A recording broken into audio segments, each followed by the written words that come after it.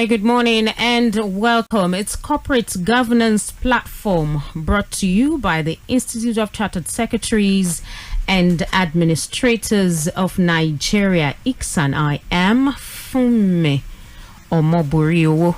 On the program today, we're going to be looking at the concept of balance of skills and diversity on the board. Our guest on the program this morning is Mr. Sheyi Abiodun, FCIS, Chairman of the Oyo State Chapter of ICSAN, is also Regional Director, West and Central Africa at Tejas Network. Good morning, Mr. Abiodun. Good morning. All right. And thanks for having me this morning. Thank you for joining us. And I must also say congratulations on your recent investiture as chairman of your state chapter of ICSAN. Thank you very much. Okay, all right. Also with me in the studio this morning is Mr. Michael Umogun, Deputy Registrar Operations ICSAN. Good morning, Mr. Umogun. Good morning, Fumi. Good morning, listeners. All right, before we go into discuss this morning, let's take this message. We'll be right back. Hey, Obinna, good to see you. You look so worried. Is everything all right? I'm having serious issues in my company. Balancing the interests of my company's many stakeholders like shareholders, management, customers, financiers, government, and community is giving us a problem. That has to do with corporate governance. Exactly. Then, you need to get in touch with ICSAN. ICSAN? Yeah, Institute of Chartered Secretaries and Administrators of Nigeria. ICSAN. They provide you with seasoned and top-ranking professionals trained to uphold the standards of corporate governance and efficient operations. You can also get in touch with ICSAN if you want to become a chartered secretary and administrator. Contact ICSAN by visiting the website www.icsan.org or call 009 06 601 69. ICSAN, the hub of governance professionals.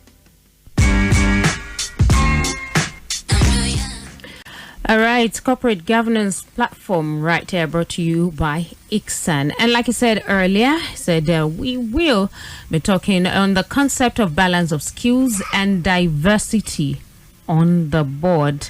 All right, Mr. Abiodun, let's begin with the code referring to two terms as necessary in board composition, and these terms are balance of skills and diversity. Let's look at these terms. What do they mean? Okay, thank you very much. To start with, it is imperative for us to understand the duty of the board or the board of directors in itself. So the board basically or fundamentally is the link between the stakeholders and the company, and the board is actually put in place in order to do some oversight function and control, so as to ensure that the management acts in the best interest of the stakeholders and shareholders, and at the same time, sustaining the prosperity of the company. Basically, that is what, in a very simple term, that is what the board is meant to do. So, talking of balance of skills and diversity. So, what it means is that you need to have, for effective discharge of the governance role and responsibility by the board, there has to be an optimal optimal mix of stuff like skills, expertise, experience, age diversity, ethnic diversity in some cases, and some sort of independence without compromise for competence and integrity. So having the optimal mix of these components as skills, expertise, experience, independence, geographic diversity as the case may be, what is basically called the balance of skill and diversity as far as board is concerned or board composition is concerned. All right. Now, why is the notion of board structure and composition so important in the context of corporate governance? Well, the composition, the composition of the board and the structure of the board, as I mentioned earlier on, is very, very, very important for the effective and objective discharge of governance role and responsibility. For instance, a board that is not well composed, there might be tendency of someone who will act as a shadow director, for instance. And usually a shadow director is not a serving member of the board of directors, and is not even appointed as a member of the board of the directors. And usually you want an objective or a balanced suggestion submission or balanced perspective that will not be inimical to the to adding value to the shareholders. So so in other words, the board composition and structure is very, very important.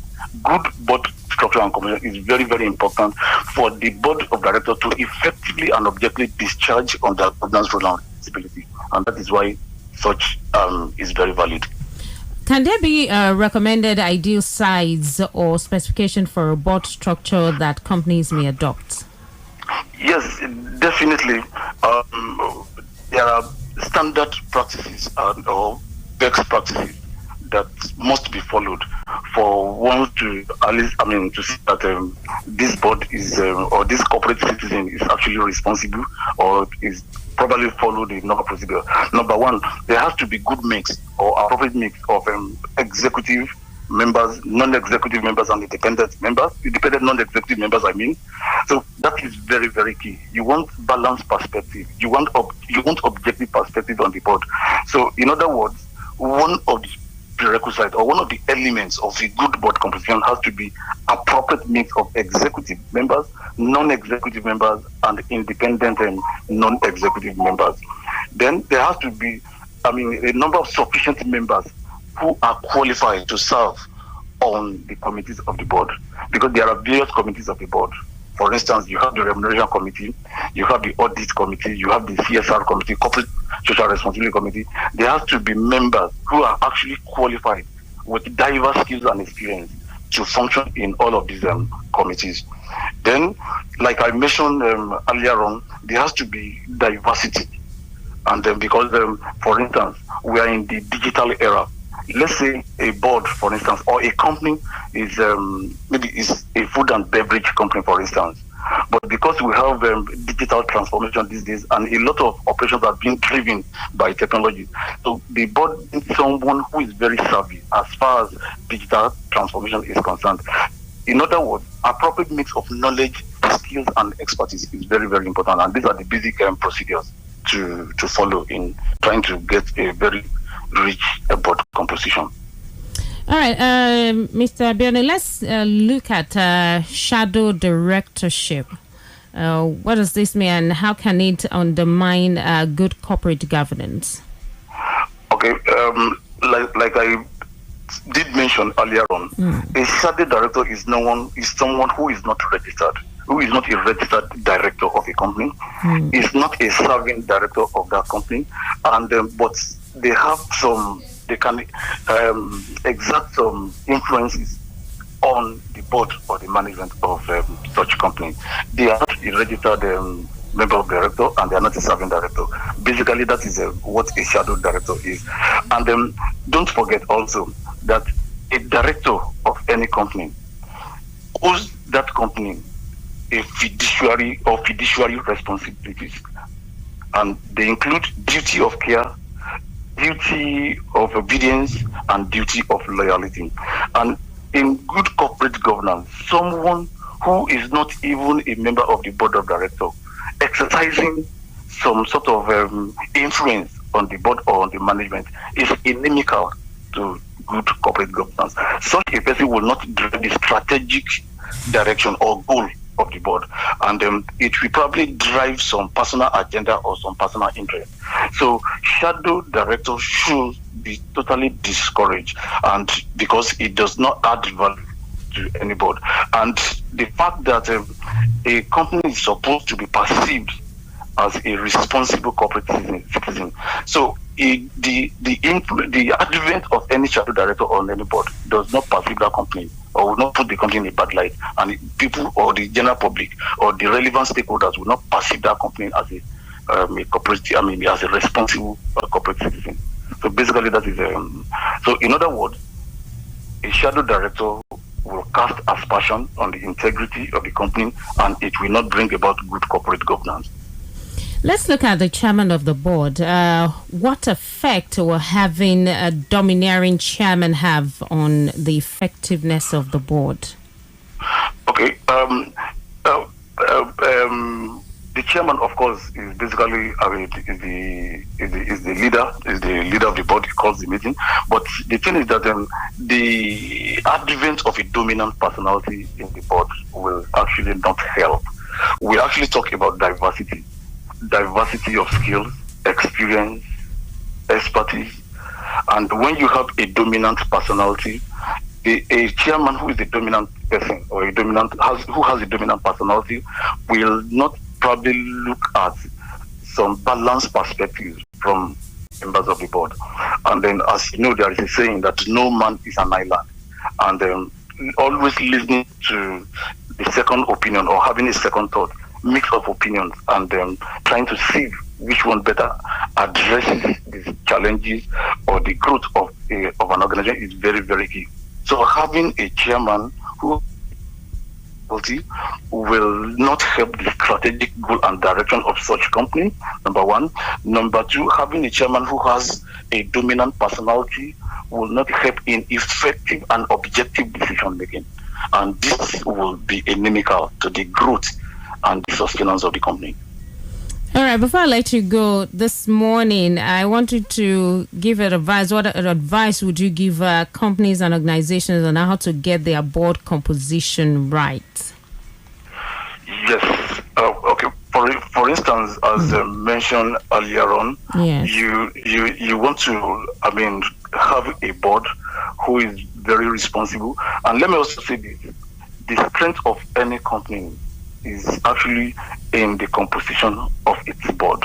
Okay. When you have a responsible board, when you have board of directors that have what it takes to set the strategic goal and direction for a company, then the company will be perceived by the general public or by all relevant stakeholders as a responsible corporate citizen.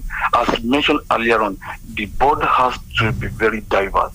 Diversity in terms of age, a mix of young directors or, experienced directors and younger directors who have experience without compromise to experience and integrity.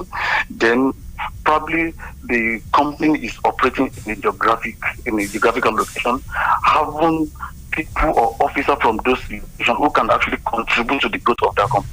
In order for an effective board composition, what will be a best practice or what will be a standard practice is to have a very diverse board that composes independence. Independent component is there, age component is there, ethnic diversity, experience, skills, and the like.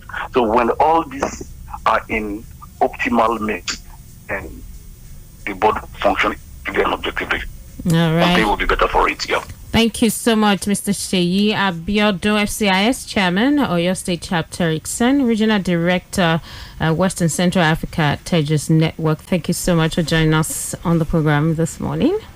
Thank you very much. All right, Mr. Umogun, let me come to you for some announcements. Thank you very much for me. We have two announcements and I'll quickly take them now. The first one is about our annual public lecture. The title of this year's Ixen's public lecture for 2021 is Sustainability Beyond Rhetorics as a Corporate Survival Strategy. It's scheduled to happen on the 16th of July 2021, starting from 11 a.m. Our guest lecturer for this year's annual lecture will be Mrs. Shade Morgan of Nigerian Brewery PLC. The second announcement is about our training starting in about 10-15 minutes from now. It's titled Company Secretarial Auditing, an Imperative for Corporate Governance Process.